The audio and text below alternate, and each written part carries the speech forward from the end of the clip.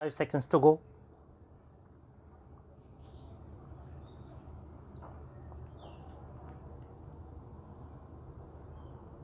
Start. Shri Ravikant,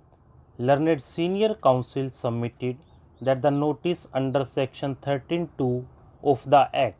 was with regard to the two properties located at Agra and Noida, and that possession under section 13(4) of the Act was only confined to one property located at Agra, and the procedure adopted by the respondent bank was patently illegal. The learned counsel submitted that since the notice had been issued under section 13(2) of the Act for two properties, the respondent bank were legally bound to take the possession of both the properties and could not take possession of one property only, and therefore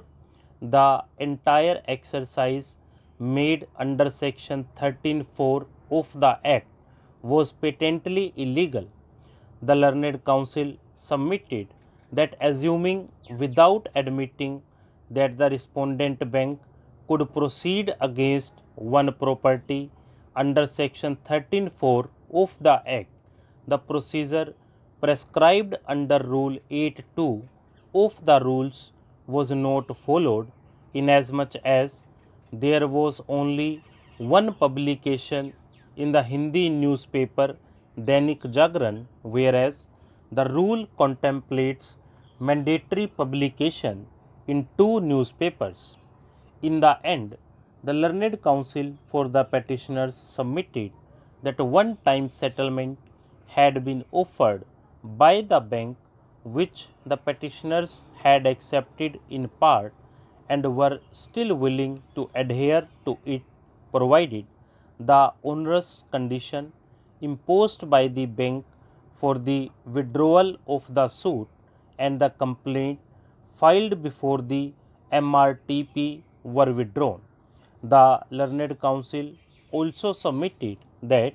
in view of the fact that certain recoveries were made against the petitioners and the matter was pending consideration, the present proceedings ought to have been stayed, and the Debts Recovery Tribunal should not have proceeded with till the disposal of the suit. The learned counsel for the respondent bank submitted that new grounds are being raised before this court which were neither urged nor argued before the Debts Recovery Tribunal, and that this court should refrain itself from going into these questions, since the entire matter is still pending consideration in the application of the petitioners filed under section 17 of the Act before the Debts Recovery Tribunal. Shri Shashi Nandan, learned counsel for the auction purchaser, submitted that pursuant to the sale notice, the auction was held in which respondent number 5 was found to be the highest bidder, and his bid has been accepted, and a sale deed has been executed, and the possession has been delivered. The learned counsel submitted that the process of auction has not been challenged in this writ petition, and that against an interlocutory order the present writ petition has been filed. Having heard the learned counsel for the parties, this court finds that there is no error in the issuance of notice under section 13(2) of the Act. It is open to a secured creditor